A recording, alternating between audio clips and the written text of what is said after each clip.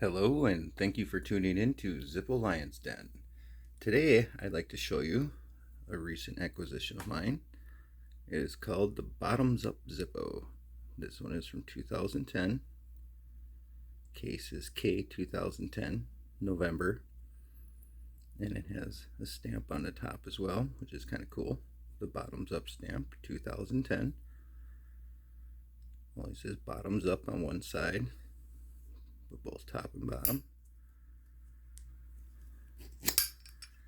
The insert is December 2010.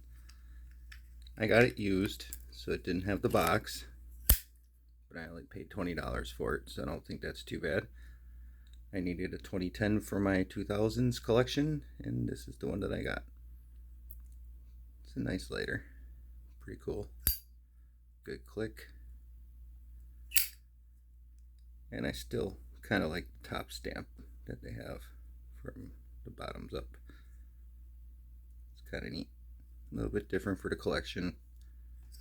Isn't too bad. I'm glad I got one now. Like I said, I needed a 2010. I got this one off of eBay for 20 bucks, and I think it fits in cool with the collection. If you like what you see, please hit the like button, subscribe. Anything you do will help, and have a great day.